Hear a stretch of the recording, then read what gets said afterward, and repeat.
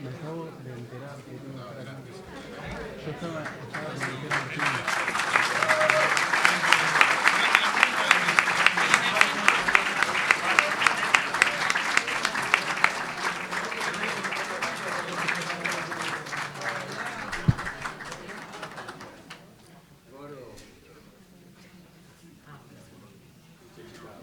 Buenas tardes a todos y a todas. Muchas gracias por presentarse aquí el día de hoy. Recibimos al diputado nacional Facundo Manés y al señor rector de la Universidad Nacional de La Matanza, Eduardo Daniel Martínez. Un fuerte aplauso, por favor.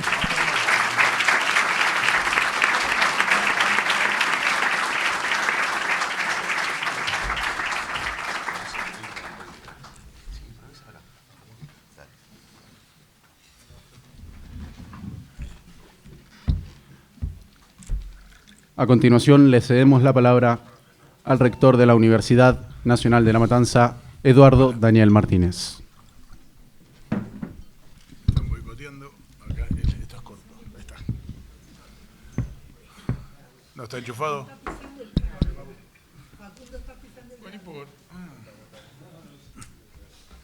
Ahí está. Gracias. No, el doctor Romanes tiró el cordón y no podía hablar.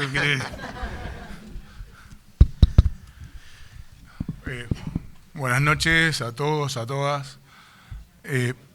Bienvenido, doctor Facundo Manés. Para nosotros es un honor tener de visita a personalidades como el doctor Manés, una persona de una gran trayectoria dentro de la salud, la ciencia, y que siempre ha aportado a la sociedad en forma muy positiva. Hoy el tema es libre y seguramente, como él algo me anticipó, va a estar fijado o rodeado por el tema de la educación, un tema que para nosotros, los que estamos acá en la universidad y los que vienen afuera, les quiero decir que para nosotros es un tema de importancia diaria. Para nosotros es vital la educación en el siglo XXI porque es lo que hace la diferencia del bienestar de los pueblos, es lo que hace la diferencia de achicar las coyunturas entre lo que más tienen y lo que menos tienen. Entonces, somos difusores de todo tipo de conferencias y seminarios que tiende a fijar por lo menos la duda o las ganas de investigar acerca de distintos temas. Así que no voy a hablar más, le voy a ceder la palabra. No voy a decir a nuestro invitado, hoy nos visita el doctor Facundo Manés, así que lo dejo a él en la palabra, que es a quien quieren escuchar. Gracias.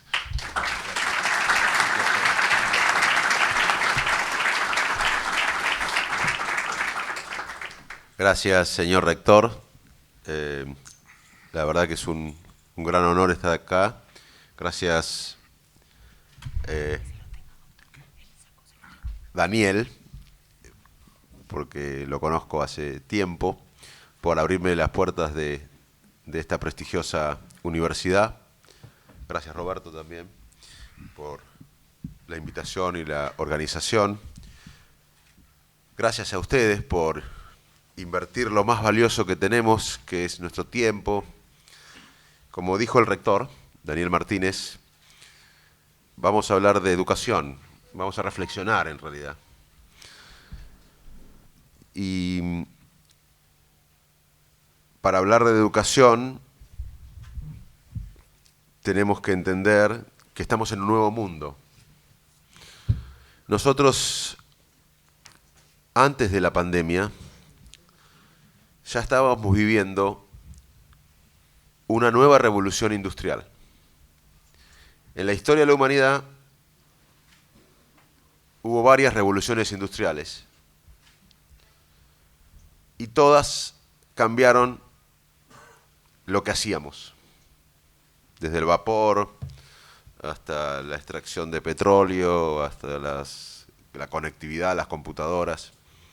Pero esta nueva revolución industrial que ya veníamos viviendo antes de la pandemia, que es la cuarta revolución industrial, es diferente a las tres primeras. porque esta revolución industrial nos cambia a nosotros. Lo que estábamos viviendo antes de la pandemia y la pandemia aceleró, es la fusión de lo físico, lo biológico y lo digital. Y la pandemia aceleró esta revolución industrial, la cuarta. Entonces, tenemos que preguntarnos qué educación necesitamos los ciudadanos, las personas y los países para este nuevo mundo. Los argentinos tenemos que entender que el mundo cambió. Y si no nos adaptamos, vamos a quedar atrás. Nos guste o no, el mundo cambió. ¿Y cómo prepararnos para este mundo post-pandemia con la cuarta revolución industrial? Bueno, educándonos e invirtiendo en la educación de las cosas que nunca una máquina nos va a superar. Porque uno de los miedos de esta nueva revolución industrial, que es la cuarta, es que los robots hagan nuestro trabajo.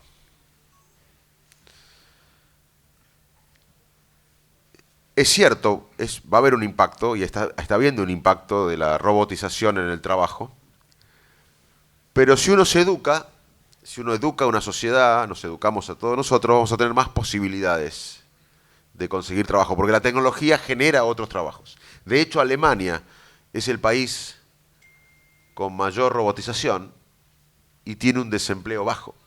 O sea que no hay que tener miedo a lo inevitable que es la robotización, sino hay que educarse porque la misma tecnología va a generar nuevos trabajos. Van a desaparecer muchos trabajos que conocíamos, pero van a aparecer nuevos trabajos. El tema es que estemos educados para afrontar estos nuevos trabajos que la tecnología va a crear y está creando. ¿Y cuáles son las habilidades que tenemos los seres humanos que son únicas y que las máquinas nunca van a superarnos? Bueno, son varias. Ahora voy a tratar de explicar algunas.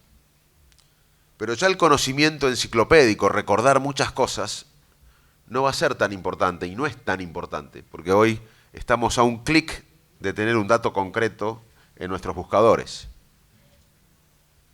Así que antes, yo recuerdo incluso cuando era chico, que las personas que memorizaban mucho algún tema tenían más ventaja. Hoy ese conocimiento enciclopédico se torna menos importante. Y hoy las tecnologías modernas, los robots, las computadoras, hacen cosas mejores que los humanos. La inteligencia artificial moderna puede analizar mejor que el cerebro humano muchísimos datos en un instante y encontrar patrones. Eso no lo podemos hacer nosotros. O sea, tenemos que entender que la tecnología es buena, porque hay mucho miedo a la deshumanización de la tecnología, que la tecnología genera el conocimiento, la innovación, que es la riqueza de los países en la actualidad, y que ya la tecnología hace cosas mejores que nosotros, los seres humanos. Déjeme abrir un paréntesis en la inteligencia artificial. La inteligencia artificial no es un tema nuevo, surge a mediados del siglo pasado. Al principio también había predicciones que nos asustaban, al principio del siglo pasado. Los robots o la inteligencia artificial va a ser mejor que el cerebro humano. Y no pasó. Ahora volvió a haber una corriente de predicciones que dicen que la nueva inteligencia artificial va a superarnos a los humanos, porque antes, al principio de mediados del siglo pasado, cuando nace la inteligencia artificial, los programas hacían tareas para los que fueron programados. La última etapa de la inteligencia artificial se corresponde a programas que hacen tareas para los que no fueron programados. Entonces hubo un salto importante. Ahora la inteligencia artificial consta de programas que hacen tareas para los que no fueron programados, aprenden con el ensayo y error. Entonces ahora hay un nuevo boom de que este tipo de inteligencia artificial más sofisticado nos va a superar. Y para mí no es así. Eso no quiere decir que no aceptemos que la tecnología ya es mejor que los seres humanos en muchos trabajos y en muchas cosas. ¿Cómo vencemos este miedo a la robotización, a la tecnología que nos quite el trabajo? Educándonos. Y ahí voy a trazar una definición de educación que recién conversábamos con el rector. Estaba Roberto, estaba Josefina recién en el rectorado y hablábamos de qué significa la educación. Para que vean que una máquina, una tecnología, nunca va a poder educarse como nosotros. Y para mí la educación no es un eslogan, algo que quede lindo decir. Como todos ustedes, yo no vengo de una cuna de oro. Mi mamá no terminó 6º grado, no fue universitaria. Y mi viejo era un médico rural que cobraba con pollos. Y la educación fue el arma que yo tuve para perseguir mis sueños, para salir de un pueblo del interior de la provincia de Buenos Aires, llegar a Buenos Aires, irme a Estados Unidos, a Inglaterra, trabajar en los laboratorios más sofisticados de mi especialidad, que es el estudio científico de la mente, las neurociencias cognitivas, volver a mi país, hacer institutos, desarrollar tecnología, importar tecnología, repatriar científicos, hacer un ecosistema de neurociencias cognitivas con impacto internacional. Eso me lo dio la educación, pero no solo fue un dato. La educación no fue un dato que yo aprendí solamente. Y la educación de todos ustedes y de la gente que está acá, en este contexto educativo, no es solamente aprender un dato. Obviamente que es importante aprender una información o un dato, pero la educación es la autoestima necesaria para perseguir nuestros sueños. La educación, además de los datos que aprendemos, es lograr en la vida una brújula confiable en un mundo cambiante, dinámico. Y eso nunca lo va a hacer una máquina. La educación es potenciar los recursos sociales, cognitivos y emocionales para tomar acción. La educación es el mayor arma que tenemos los seres humanos para uno de los problemas más importantes de la actualidad, que recién lo hablábamos con el rector también, los sesgos, los sectarismos, las mentes cerradas. La educación nos abre la mente. Hoy el mundo está fragmentado, dividido en tribus, con mentes cerradas, con fanatismos. La educación nos permite ampliar nuestra visión, no cerrarnos en nuestros prejuicios y sesgos. La educación nos hace más libres. La educación es también coraje, es curiosidad.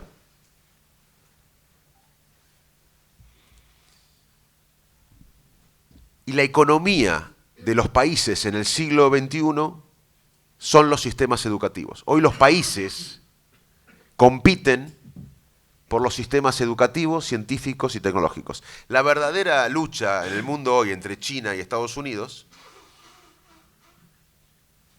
es por los sistemas educativos, científicos y tecnológicos. O sea, los países desarrollados hoy compiten por los sistemas educativos, científicos y tecnológicos, y los países que quieren desarrollarse invierten en esto, en educación, en innovación, en ciencia y tecnología. Podemos no hacerlo en la Argentina. Podemos no invertir en educación, en ciencia, en innovación, en tecnología. Pero lamentablemente vamos a ser cada día más pobres. Podemos no educarnos en forma personal, pero vamos a tener menos oportunidades. Y se lo digo ahora que ingresé a la política, ningún político va a dar trabajo genuino. Ningún partido político. Si quieren trabajar en el futuro, si queremos trabajar en el futuro, tenemos que estimular el órgano más complejo del universo, que es lo que tenemos acá entre las orejas. tenemos más neuronas y conexiones neuronales que estrellas en la galaxia. Acá somos todos millonarios acá adentro. Tenemos más neuronas y conexiones neuronales acá dentro de nuestra cabeza que estrellas en la galaxia. Pero a eso hay que nutrirlo bien. Y esto no es menor en la Argentina, donde hay un problema crónico de malnutrición y hambre. Nosotros venimos planteando con muchos sectores la malnutrición y el hambre desde varias administraciones atrás. Y muchos dicen, bueno, pero es insólito que un país que exporta alimentos para 400 millones de personas. Es mentira, nosotros no exportamos alimentos para 400 millones de personas, exportamos para millones de animales. Si exportaríamos para personas seríamos mucho más ricos, porque es un valor agregado que podemos hacer. Nosotros, la Argentina tiene potencial para exportar alimentos para millones de seres humanos, pero hoy no lo hacemos en la cantidad que imaginamos. Es más, si nosotros no cambiamos las políticas alimentarias, vamos a tener que importar alimentos en Argentina para góndolas en una década. La educación, cuando alguien me habla del problema educativo en la Argentina, y hablamos del problema en el aula, a mí me gustaría reflexionar que la educación hay que entenderla, o el problema o la tragedia educativa argentina hay que entenderla como también, además de un problema en el aula, de un problema de educabilidad. Acá hay muchos cerebros en la Argentina que no tienen la nutrición suficiente, el estímulo afectivo y cognitivo suficiente para aprender. Vivir en la pobreza produce un impuesto cognitivo. Alguien que vive en la pobreza, lamentablemente, consume los recursos mentales. Los recursos mentales nuestros son limitados. Nosotros no tenemos recursos cognitivos ilimitados. Y cuando uno vive en la pobreza, consume los recursos cognitivos y mentales y sociales para sobrevivir. Y no puede planificar. Y es una trampa. Uno queda atrapado en la pobreza.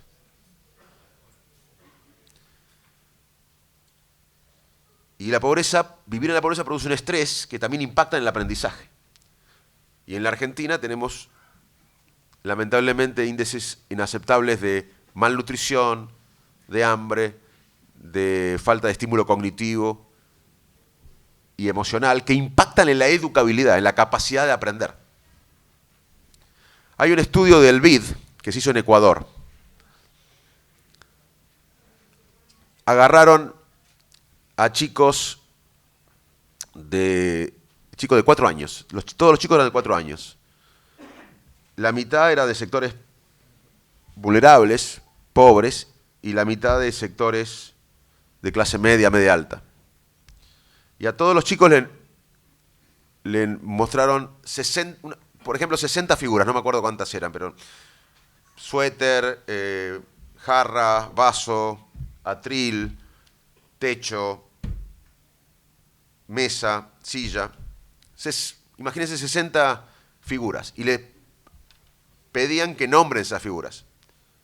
Los chicos de clase media, media alta, bien nutridos, bien estimulados afectiva y cognitivamente, nombraban las 60, el 100% de las figuras. Los chicos de sectores más vulnerables nombraban 1 de 10. Eso es una hipoteca social. La desigualdad muchas veces empieza cerebralmente en el nacimiento. Además del problema de educabilidad que tiene nuestro país, en el aula no aprendemos bien. En la Argentina no terminan todo lo que se escribe en la primaria y lo que terminan, muchos no comprenden lo que leen. Y además no hay un contexto donde la educación garpe. Permitan hacer esa. Yo cuando era chico, como no vivía en una élite ni una cuna de oro, mi único camino para salir y ascender socialmente de donde estaba era la educación. Hoy esa Argentina no existe más. Hay encuestas que muestran que en nuestro país los chicos piensan que para tener plata hay que ser futbolista, político o narco. Entonces, déjenme hablarles como neurocientífico. el contexto influye mucho en cómo decidimos los seres humanos. Entonces, además hay que cambiar el contexto en la Argentina. Hay que cambiar la educabilidad, nutrir a todos los chicos, darle estímulo afectivo, cognitivo, porque si no esos cerebros van a estar en desventaja para aprender. En el aula hay que poner a la docencia, al docente como el principal trabajo del país. Otra cosa que hablábamos con el rector, que me inspiró en esta charla, recién lo comenté porque nos tomamos un café largo y hablamos de estos temas. Él me decía muy bien que en algunos países los chicos con mejores promedios en el secundario, por ejemplo Finlandia, los chicos quieren ser docentes. Exactamente. O sea, el trabajo más prestigioso de Finlandia es ser docente. Nosotros no solo tenemos que pagarle más a los docentes, sino tenemos que entender que es el trabajo más prestigioso de una sociedad. No hay trabajo más prestigioso que educar a los próximos ciudadanos. No hay trabajo más prestigioso que educar a los futuros jueces, médicos, policías, bomberos, presidentes.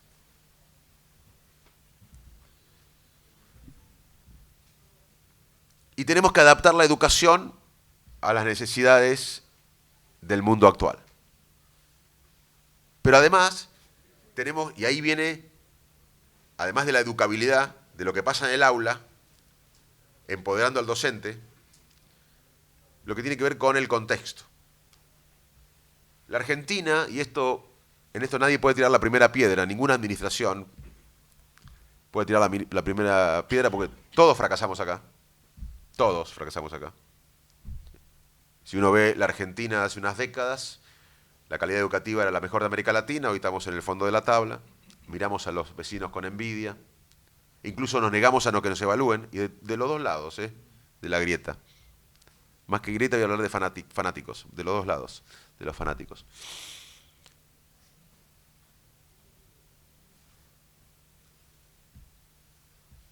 ¿Y por qué no nos importa la educación? ¿Cómo generamos ese contexto para que importe la educación?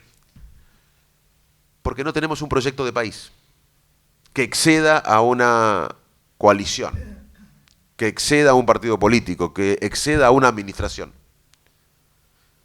Si tuviéramos un proyecto de país, entendiendo que la economía del mundo es la capacidad de las personas y de la sociedad de generar valor, puede ser un producto regional bien elaborado, o puede ser nanotecnología, o puede ser la industria del software, o puede ser un programa turístico sofisticado, cualquier cosa que genere valor, o una industria textil, o gastronomía sofisticada, no tiene que ser solamente cosas difíciles de ciencia y tecnología.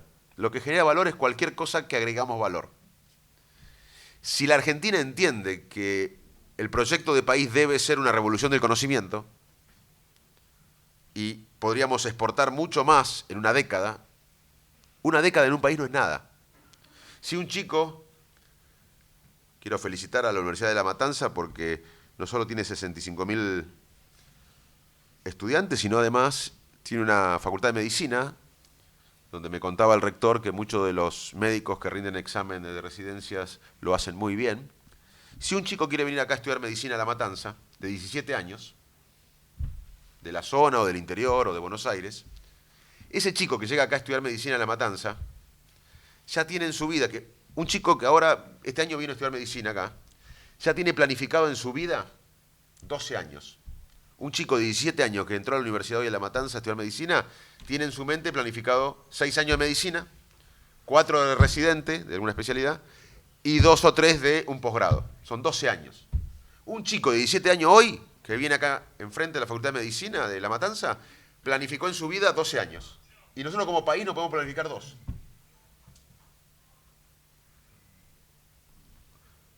Ustedes ven que en la Argentina no podemos planificar ni incluso en el mismo gobierno. Y de todas las administraciones. Porque no hay política de Estado. Los países que se desarrollaron, más allá de las diferencias, de matices, se pusieron de acuerdo en cosas básicas.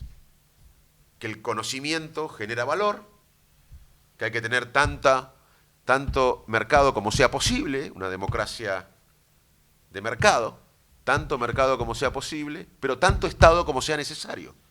Porque a mí no me educó el mercado, me educó la educación pública argentina. Y yo estoy hablando acá a ustedes por la educación pública argentina.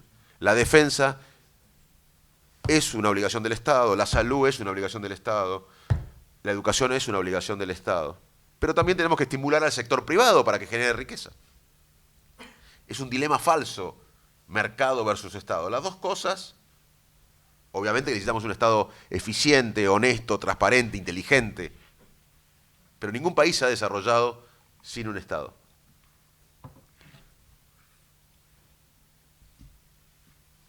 Esa falta de política de Estado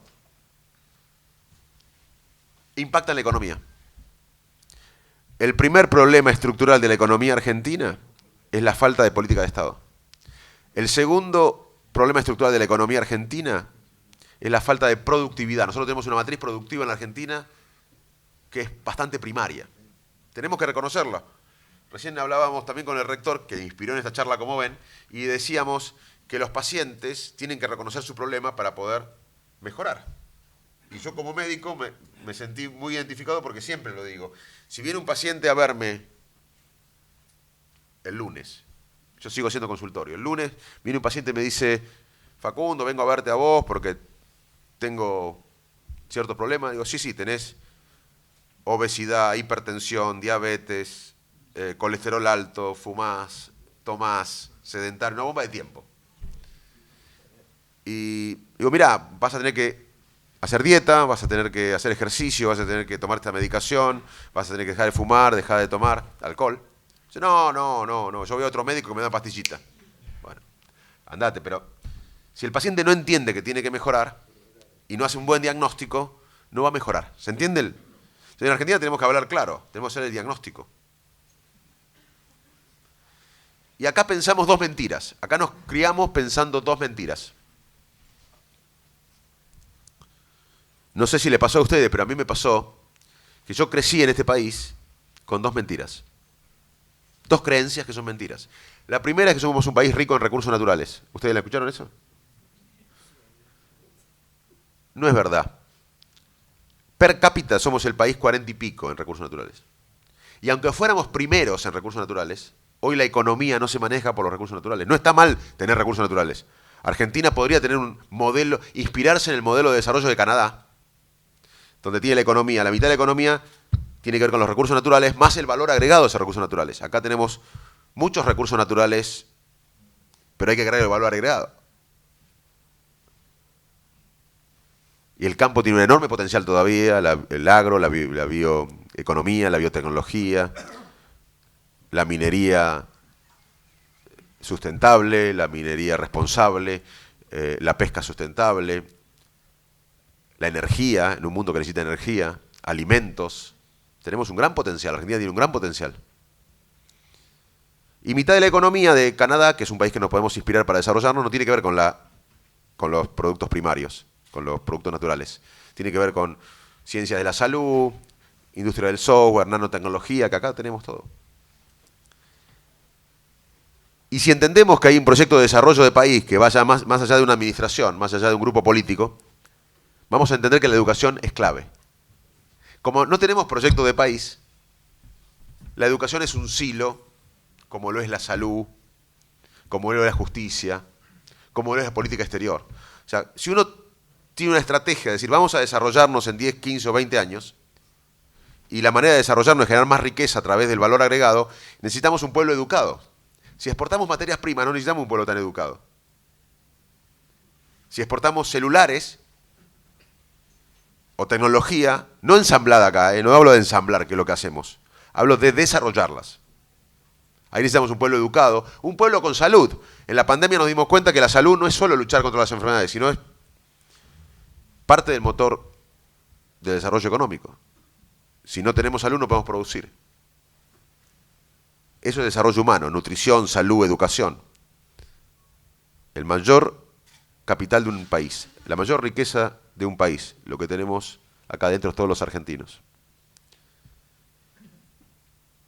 Y esto es lo que venimos a plantear en todo el país, que Argentina necesita un proyecto de país que lo acepten todas las fuerzas políticas y que después obviamente hay matices entre las fuerzas políticas y dentro de las fuerzas políticas.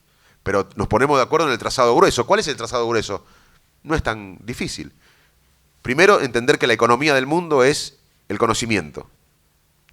Segundo, entender que para erradicar la pobreza necesitamos invertir más en educación. La mejor manera de erradicar la pobreza es invertir en educación. Esto Mandela decía, la mejor arma para combatir la pobreza es la educación. Y Nehru, cuando asumió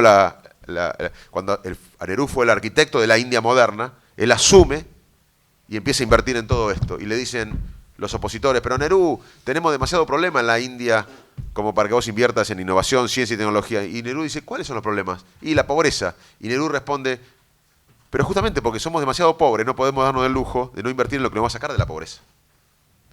O sea, cuando nos hablan de pobreza o de economía, le estamos diciendo que esto es erradicar la pobreza y mejorar la economía, invertir en el desarrollo humano, en la innovación, la ciencia y tecnología vinculada a la producción. Porque acá mucho del conocimiento que se genera queda aislado y no tenemos una masiva transferencia tecnológica al sector productivo. Y Argentina tiene un enorme potencial. Pero para eso tenemos que ponernos de acuerdo, que es lo que nos cuesta a los argentinos, ponernos de acuerdo, ceder, reconocer al otro. Por eso hablamos de empatía, reconocer al otro. Acá gobierna una mitad y no reconoce a la otra mitad. Va la otra mitad, no reconoce a la otra mitad. ¿Y cuál es ese país en el que estamos todos de acuerdo? Un país con estrategia a mediano y largo plazo, con inserción inteligente en el mundo, generando más valor agregado en todo lo que exporta, en el campo, en la industria, no hay más ese dilema falso. Otro dilema falso como mercado versus Estado, otro dilema falso es campo versus industria. Es el campo exportando más valor agregado, con biotecnología, bioeconomía, el campo todavía tiene mucho para dar. El campo fue un buen ejemplo en Argentina de la revolución del conocimiento que hablamos. Hace unas décadas el campo invierte en genética, en innovación, en organización, en tecnología, y hoy exporta muchísimo más de lo que hubiese exportado si no hubiese hecho esta revolución del conocimiento. Pero aún tiene mucho más para dar el campo, si nosotros le sacamos el freno de mano como Estado, y además si mejoramos la capacidad de generar alimentos para humanos, la biotecnología, la bioeconomía, la exportación de carnes, la marca argentina en carnes es muy buena, es en la industria exportando más valor agregado, son los servicios con gente más educada, es el turismo, es la industria textil, es el cuidado de la persona. Una de las economías, si ustedes quieren tener trabajo en el futuro, edúquense en cuidar a otras personas. Va a ser uno de los trabajos más requeridos en el futuro, cuidar a los demás. Porque es una máquina, no lo va a hacer. Y volvemos al principio de la charla. Así que estamos en un mundo fascinante. Y los argentinos seguimos discutiendo cosas de hace 40, hace 50 o 70 años. El pasado es importante, pero estamos obsesionados con el pasado. Tenemos que obsesionarnos con el futuro. Si tenemos un proyecto de país a largo plazo, más allá de quién gane la elección, estamos todos de acuerdo que Argentina tiene que tener un rumbo. De Gaulle, en un momento se preguntó, ¿cuál es la idea de Francia? Y yo le pregunto a ustedes, ¿cuál es la idea de Argentina? No tenemos una idea de Argentina. ¿De qué vamos a vivir en 5, 10 o 20 años? Si tenemos instituciones fuertes, transparentes, calidad de las instituciones es clave para el desarrollo. La diferencia entre Haití y Dominicana, que es la misma isla, en parte son las instituciones. ¿Por qué fracasan los países? Es un libro así de gordo que se lo resumo en una palabra: por las instituciones. Proyecto a largo plazo, basado en el conocimiento, en generar valor. Instituciones fuertes, transparentes, una justicia independiente del poder político. Ejemplaridad de la dirigencia. Cohesión social. Necesitamos líderes que unan, no que dividan. Líderes que los lideren con esperanza, no con miedo. Porque el miedo nos paraliza, es un factor de coerción social. Necesitamos racionalidad económica. Necesitamos un pueblo educado, con salud. En eso estamos todos de acuerdo. Y no podemos lograrlo. ¿Por qué? Por esta grieta producto del fanatismo en la que estamos metidos. Y quiero decirles que este fanatismo nos está llevando a los problemas económicos que tenemos. No solo el problema es político de la división. Argentina en las últimas semanas tuvo un riesgo país casi similar al de Ucrania. Ucrania es un país en guerra, devastado, con tanques, bombas, la industria paralizada, no puede exportar. Nosotros no tenemos ninguna guerra acá, no tenemos tanques, no tenemos bombas. tenemos el sector productivo en marcha y sin embargo tenemos el mismo riesgo país o similar. ¿Por qué? Porque no hay horizonte, no hay futuro. Los problemas económicos estructurales de la Argentina son falta de confianza, de horizonte, falta de políticas a largo plazo y falta de productividad. Nosotros tenemos que realmente aceptar que la productividad nuestra es básica y tenemos que mejorarla. En muchos sectores es básica. Hay algunos sectores complejos que hay que hacerlos más masivos. Pero a nosotros nos falta productividad. Si no, aunque venga el mejor presidente o la mejor presidenta del mundo acá, va a fracasar. Va a seguir administrando pobreza. Va a seguir discutiendo el subdesarrollo sustentable. Y eso requiere una acción colectiva. Acá probamos de todo los argentinos, menos unirnos detrás de un proyecto de país como este. Que no sea de una persona. Que no sea de un radical, o de un peronista, de un conservador, de un socialista, que sea de todos, como fue la democracia. El último salto civilizatorio argentino fue la reconstrucción democrática, y la hizo el peronismo, el radicalismo, los conservadores, los liberales, los socialistas. Todos se sintieron parte de la reconstrucción democrática. Fue el último salto civilizatorio de Argentina, porque antes resolvíamos los problemas, los chicos jóvenes no lo vivieron, con violencia, con dictaduras.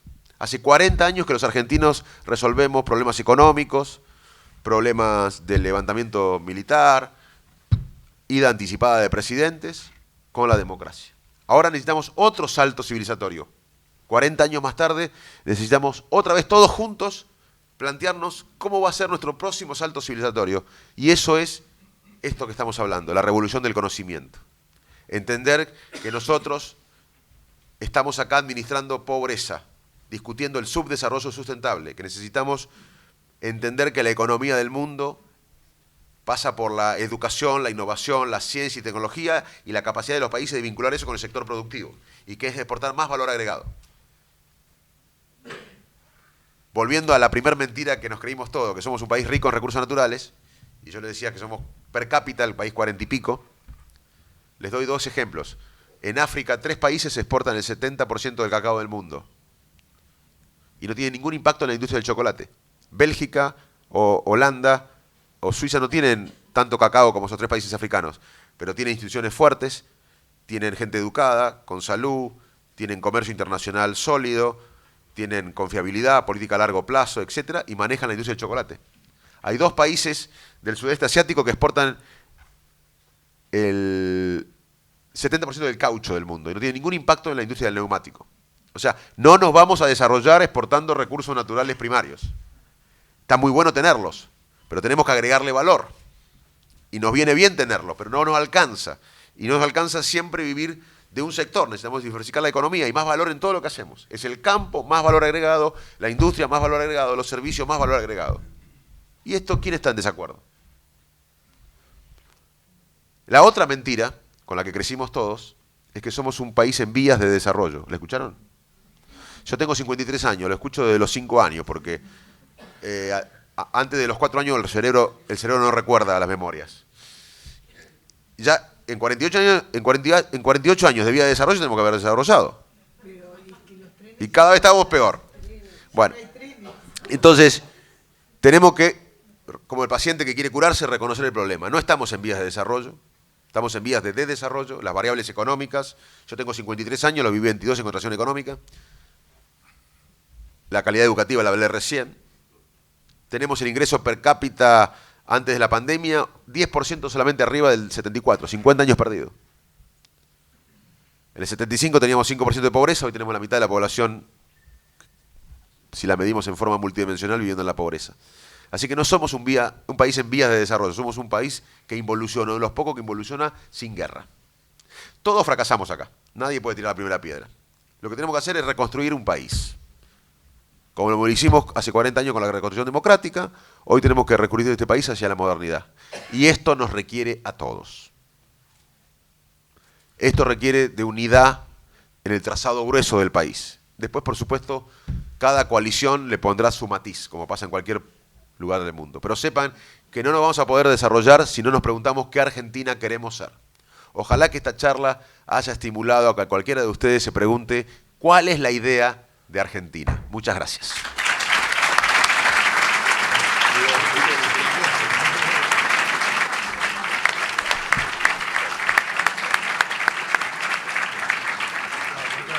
Agradecemos a todos y a todas por su participación y asistencia el día de hoy. Que tengan muy buenas noches. Disculpe. Bueno, dejamos 2 o 3 preguntas para los que le quieran consultar algo a Facundo y desde ya agradecidos por el tiempo que han dispensado. A cuero limpio, se escucha. ¿Se escucha? ¿Qué tal, Facundo? Por un placer, gracias por estar reflexionando lo que te voy a preguntar. Un poco lo que hablaste, yo te leí en tu libro del cerebro del futuro. También vos lo estás planteando, siempre es un planteo educativo a largo plazo. Pero yo, en mi humilde pensar, en principio creo que hay que recuperar el cortoplacismo. En principio, recuperar lo que es el idioma, porque el idioma, si no se pule, se trabaja, no se pule, genera hábitos. Es como, por ejemplo, el tipo que se mete el dedo en la nariz constantemente, ya llega un momento que da frío y lo hace en el momento menos indicado. Y si no lo cuida, termina pasando que, por más que uno quiera disimularlo, eso lo sabemos mejor que yo, que soy neurocirujano, no lo puede disimular. Yo, por ejemplo, acá recién escuché decir todos y todas, cosa que es una bestialidad porque cuando se habla de todos, se habla de género humano.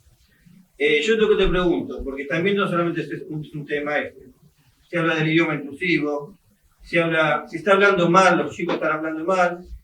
¿Cómo recuperamos la educación a corto plazo? Empezando el buen día, buenas tardes, gracias, permiso. Yo si por ejemplo estuviera trabajando como en la guardia, sería el doctor Manes, diría. No te diría Facundo, te diría Facundo estás en una sala. Delante de los pacientes yo no trato al médico por vos. En un momento que estamos tomando café, sí.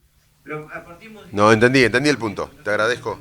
Sí, perfecto. Y te agradezco la pregunta porque me llega algo que siempre te dicen cuando hablamos del proyecto de país. Y bueno, Facundo, pero estamos pasándola mal. Tenemos inseguridad, tenemos inflación, tenemos pobreza. Y la respuesta es cómo conjugar. Se pueden hacer las dos cosas a la vez. Se puede atacar, por ejemplo, la inflación. Habría que hacer un plan antiinflacionario integral, pero para eso necesitas confianza, un acuerdo político importante. Y a su vez, plantear políticas de desarrollo a mediano y largo plazo.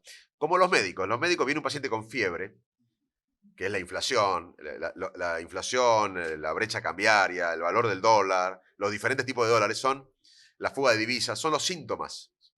La tos, la fiebre de alguien con neumonía. Entonces, los médicos, ¿qué hacemos? Tratamos los síntomas, pero además, que sería en este caso, para la inflación, un plan antiinflacionario con gran respaldo político, pero además vamos a tratar la neumonía, la causa de la fiebre. Así que mi respuesta a cualquier punto es que se puede hacer, es otro falso dilema, lo inmediato de lo mediato o a largo plazo. Se pueden hacer las dos cosas a la vez. Los médicos hacemos las dos cosas a la vez. Bajamos el dolor, bajamos la fiebre y a su vez vamos a solucionar el problema de fondo estructural. Acá en Argentina solamente nos preocupamos por los síntomas. Yo tenía 5 años, te voy a contar una anécdota, y me sentaba al lado de mi viejo en Arroyo Dulce, en un pueblito de campo de 1000 habitantes.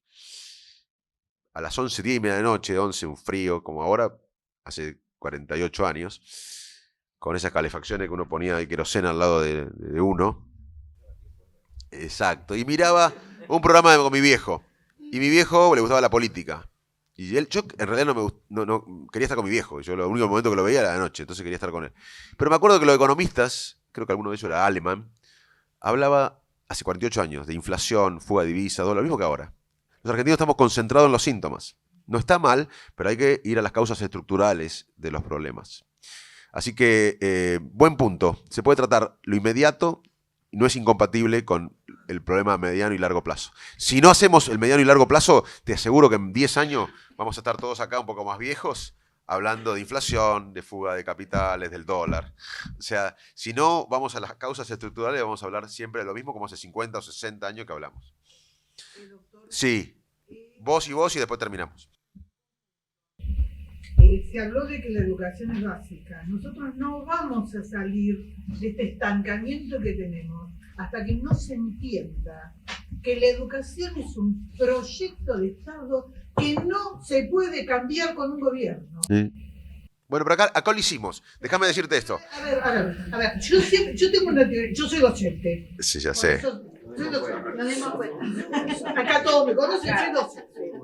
Y yo siempre dije una cosa, un pueblo educado exige todo lo demás. Un pueblo educado exige salud, exige seguridad y exige economía. Pero no entendemos, y yo voy a hacer una alegoría que los que me conocen le hice siempre, cuando cualquier partido político hace una campaña y gana una elección, tradicionalmente en la Argentina, el médico era el ministro de Salud, el milico era el ministro de Defensa, el abogado era el ministro de Justicia y el ministro de Educación era el pelotudo que pegaba los carteles. A ver, que alguien que tenga más de 50 años me diga cuántos ministros de Educación en Nación y en provincia tuvo la Argentina que fueron docentes. Bueno, Y ahí tenemos el problema. entendí el punto. Entendí el punto, me quedó claro. Lo único que te voy a decir es esto. Algo esperanzador. Acá lo hicimos. Lo que hay que hacer acá lo hicimos. En 1860... déjame terminar. Argentina tenía 78% de analfabetos. Este país en 1860 tenía casi la mayor parte de la sociedad analfabeta y pobre. Y la 1420 fue un proyecto... Bueno, está bien, pero fue un proyecto de nación. Y décadas más tarde teníamos menos analfabetos que Italia y España. Hay que volver a hacer esa Argentina. No tenemos que mirar a Suecia, ni a Finlandia, ni a Corea del Sur. Acá lo hicimos y lo vamos a volver a hacer. Muchas gracias. La próxima.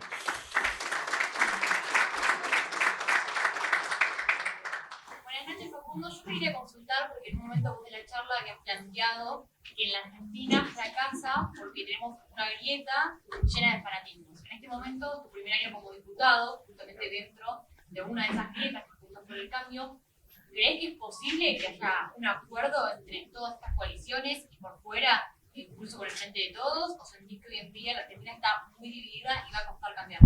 Buen punto. Las grietas son inherentes al humano porque nosotros somos tribales. En miles de años de evolución, el ser humano necesitaba, para sobrevivir, pertenecer a un grupo, a una tribu, para tener más alimentos. Hace 1000 años era importante permanecer, o 5000 años, a un grupo para tener más alimentos y protegerse de las amenazas. O sea que nosotros, es larga la historia, pero nosotros somos tribales. Los seres humanos somos tribales. Por eso los líderes malos apuntan al tribalismo para ganar elecciones, pero para el país es malo. Estados Unidos tiene una grieta enorme ahora. Trump, anti-Trump, está dividido. Estados Unidos son 2 Estados Unidos. Pero nadie discute el valor de la justicia, de la educación, del desarrollo productivo, del mercado, del Estado en ciertas áreas, de la defensa, etc. En Inglaterra hubo hace poco una grieta enorme, Brexit, no Brexit. En España los catalanes están en una grieta, en todo lado existe la grieta. Nosotros no vamos sería un poco